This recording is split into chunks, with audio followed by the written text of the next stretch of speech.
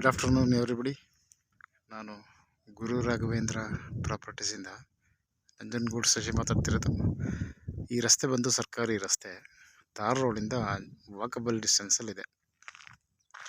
ಒಂದು 500 ಮೀಟ್ರು ಇಲ್ಲ, 400ರಿಂದ 500 ಮೀಟ್ರ್ ಡಿಸ್ಟೆನ್ಸಲ್ಲಿದೆ. ಈ ರಸ್ತೆಗೆ ಅಟ್ಯಾಚ್ ಆಗಿ ಒಂದು 3 ಎಕರೆ ಜನರಲ್ ಪ್ರಾಪರ್ಟಿ ಮಾರಾಟಕ್ಕಿದೆ.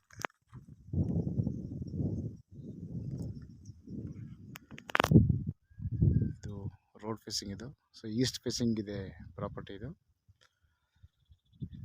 ಏನು ಈ ರಸ್ತೆ ಸೇರಿದಂಗೆ ಆ ಕಟ್ಟೆ ಇದೆಯಲ್ಲ, ಹಂಗೆ ಸ್ಟ್ರೈಟ್ ಹೋಗುತ್ತೆ. ಇದು ನೋಡಿ, ಇದು first one, then second one, ಹಾಗೆ ಆ ರೆಡ್ ಸೈಡ್ ಇದೆಯಲ್ಲ ಅದರಿಂದ ಪಕ್ಕಕ್ಕೆ ಆ ಕಡೆ. ಸೊ ಇದು ಫಸ್ಟ್, ಇದು ಇಲ್ಲಿ ತನಕನೂ ಕೂಡ ಇದೆ. ಸೊ ಇದು ಏನು 3 ಪಾರ್ಟ್ ಇದೆಯಲ್ಲ, ಇದು 3 ಎಕರೆ ಲ್ಯಾಂಡ್. ಇದು ಊಟಿ ರೋಡಿಂದ ಒಂದು 7 ಕಿಲೋಮೀಟ್ರ್ ಆಗುತ್ತೆ. ತಾರ್ ರೋಡಿಂದ ಒಂದು 400ರಿಂದ 500 ಮೀಟ್ರ್ ಡಿಸ್ಟೆನ್ಸಲ್ಲಿ ಒಂದು ಪ್ರಾಪರ್ಟಿ ಇದೆ. East facing, red side. ಇದು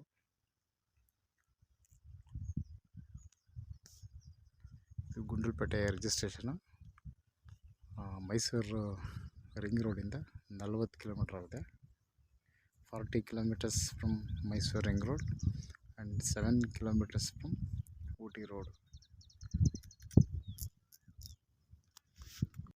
ಸೊ ಈ 3 ಎಕರೆಗೆ 3 ಜನ ಓನರ್ ಇದ್ದಾರೆ, 3 ಫ್ಯಾಮಿಲಿ ಬರ್ತಾರೆ. ಸೊ ಎಲ್ಲ 1 by 1 ಇದೆ. There is no any gap, 1 by 1 land ಇದೆ. ಏನು ಕಟ್ಟೆ, ಈ ರೋಡಿಗೆ ಸೇರಿದಂಗೆ ಆ ಕಟ್ಟೆ ಇದೆಯಲ್ಲ, ಆ ಕಟ್ಟೆ ಬಂದು ಸ್ಟ್ರೈಟ್ ಹೋಗುತ್ತೆ. ರೋಡಿಗೆ ಸೇರಿದಂಗೆ ಇರುವಂಥದ್ದು ಫಸ್ಟು, ಅದ್ರ ಹಿಂಭಾಗ ಕಲ್ಟಿವೇಷನ್ ಆಗಿದೆಯಲ್ಲ ಅದೊಂದು 2ನೇ ಲ್ಯಾಂಡು, ಅದರ ಪಕ್ಕಕ್ಕೆ 3ನೇ ಲ್ಯಾಂಡು. ಸೊ ಟೋಟಲ್ ಇದು 3 ಎಕರೆ, 3 ಫ್ಯಾಮಿಲಿ ಬರ್ತಾರೆ. ಸೊ ಇವರು ಜನರಲ್ ಕೆಟಗರಿ.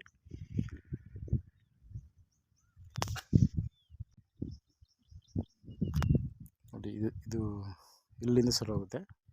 ಸುಮಾರು ರೋಡ್ ಫೇಸಿಂಗು ಒಂದು 200-250 ಅಡಿ ಬರುತ್ತೆ, 200 ಅಡಿ ಅಂತ ಬರುತ್ತೆ.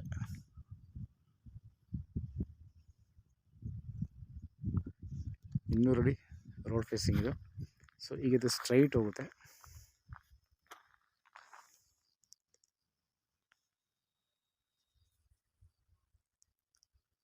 ಅಲ್ಲಿ ಮಧ್ಯೆ ಒಂದು ಕಟ್ಟೆ ಇದೆ ನೋಡಿ, ಆ ಕಟ್ಟೆಯಿಂದ ಆ ಕಡೆ ಒಂದು ಪಾರ್ಟು ಮತ್ತು ಈ ಕಡೆ ಒಂದು ಪಾರ್ಟು. ಸೊ ಟೋಟಲ್ ಇದು 3 ಪಾರ್ಟ್ ಇದೆ,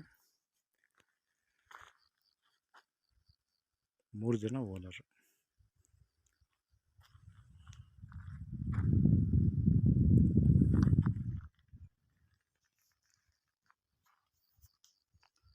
ಓಕೆ, ಥ್ಯಾಂಕ್ಸ್ ಫಾರ್ ವಾಚಿಂಗ್.